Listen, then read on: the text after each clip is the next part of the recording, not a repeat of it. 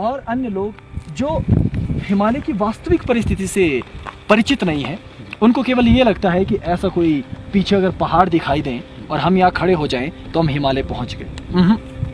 हिमालय केवल पर्वत नहीं है।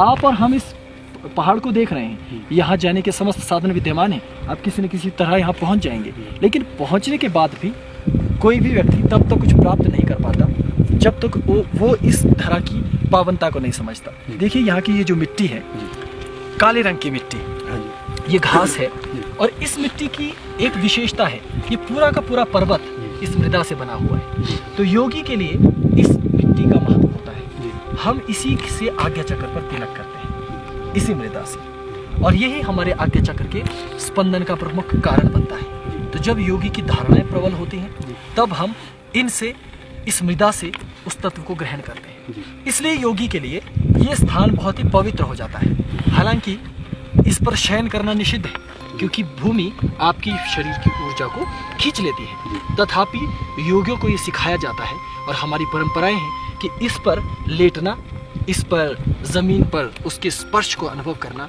योगी के लिए अनिवार्य है। तो इसी का आसन सर्वोत्तम है। हालांकि योग शास्त्र और शास्त्र कहते हैं कि आपको बिना आसन के भूमि पर साधना नहीं करनी चाहिए, लेकिन हिमालय की इन श्रृंखलाओं पे ये नियम लागू नहीं होते। आप इस मिट्टी की पावनता और दिव्यता को अनुभव कर सकते हैं इस समय, क्योंकि हम ऊंची पहाड़ी पर हैं और ये इस पहाड़ की चोटी है। अब आप देखिए यहाँ से नीचे घाटियाँ, आपको नीचे सभ्यता, मानव सभ्यता नजर आ रही है। बादलों से सूर्य की किरणें नीचे उतरती नजर आ रही है। हम जिन घाटियों से आए वो लास्ट में, बिल्कुल अंत में आपको दिखाई दे रही है, वो नीचे अंधेरी घाटी जहाँ से हम आए हैं। और हमारा सफर इन हिमालयों का सफर है। ये जो आप पहाड़ देख रहे हैं हल्का सा, जहाँ धुंध छाई हुई है, यहाँ से इसी पर्वत के ऊपर से जाते हुए क्रमशः वहाँ से हमें बाएं मुड़ते हुए उस पहाड़ पर जाना होता है। उस पहाड़ से फिर आगे क्रमशः जाते हुए वहाँ से आगे फिर ये हिमपात वाली जो ये आपको हिम से आच्छादित जो शिव श्रृंखला दिख रही है, ये हमारी मुख्य स्थली, साधना स्थली है। तो इन साधना स्थलियों को इसलिए चुना गया क्योंकि एक तो यहाँ कोई मानव सभ्यता नहीं है, और दूसरी बात कि वहाँ एक ऐसा क्षेत्र अब शुरू हो जाएगा जहाँ सन्नाटा है। अब यहाँ पर भी पशु पक्षियों की आवाज़ें दूर दूर से आ रही हैं और मानव सभ्यता की आवाज़ें नीचे से आ रही हैं। हमारी आवाज़ें नीचे के लोग नहीं सुन सकते, लेकिन नीचे की आवाज़ें हम सुन सकते हैं, क्योंकि ध्वनि नीचे से ऊपर की ओर गति करती है। लेकिन जब आप और हम इस क्षेत्र को त्याग कर उससे आगे निकल जाएंगे तो वहाँ कोई भी ध्वनि फिर सुनाई नहीं देगी। केवल एक कृत्रिम मानव के द्वारा बनाए हुए वायुयानों की ध्वनि केवल वही मात्र सुनाई देती है। तो जैसे जैसे हम इसके अंतर में जाते हैं, अंदर जाते हैं, वैसे वैसे वहाँ एक नया आभा मंडल आपको प्रतीत होता है। योगी जब अपनी इस भीतरी शक्ति को चेतन करके, आज्ञा चक्र को स्पंदित करके उस वातावरण में रहता है, तो उसकी साधना बहुत अधिक फलीभूत होने लगती है। इसलिए इस हिमालय की जो तेजस्विता है उसका कोई वर्णन नहीं कर सकता। इसी कारण ऋषि मुनियों ने इसके दिव्य, पारलौकिक और आध्यात्मिक महत्व को देखते हुए योग की भूमि इसे कहा है। इसलिए समस्त योगियों का ये प्रिय स्थल है। महादेव की ये श्रृंखलाएं हैं, गुरु गोरक्षनाथ और महायोगी मत्स्येंद्र नाथ की ये परंपराएं हैं, और यहाँ महर्षि मार्कंडेय जैसे और महर्षि पतंजल जैसे, महर्षि वेद व्यास और परशुराम जैसे आचार्यों ने इस स्थान को चुना।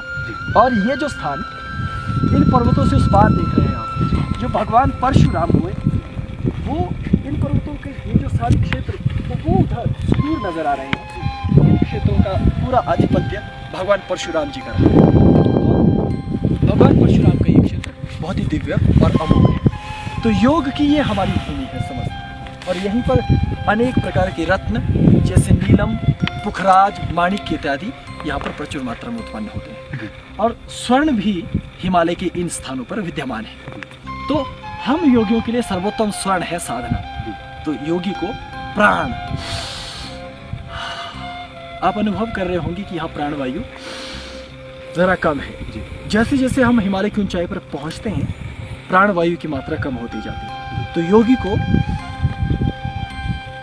रेचन, कुंभक, रेचन, इन सब में उसकी कुशलता होनी चाहिए, और जब ये कुशलता बढ़ जाती है तभी वो हिमालय के इन क्षेत्रों में गति कर पाता है। और गुह्य सूत्र ये है कि हिमालय के इन क्षेत्रों में योगिनियां रहती हैं, क्षेत्रपाल किन्नर रहते हैं, ऐसा तंत्र शास्त्रों का मानना है।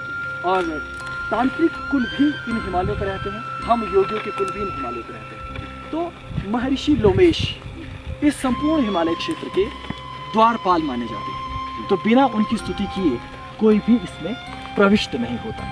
तो जब भी हिमालय पर जाना है तो प्रथम नियम ये है कि हम हाथ जोड़कर ओम श्री गुरुमंडलाय नमः और ओम महाहिमालयाय नमः और ओम श्री महर्षि लोमेशाय नमः इस प्रकार से उनकी स्तुति करते हैं।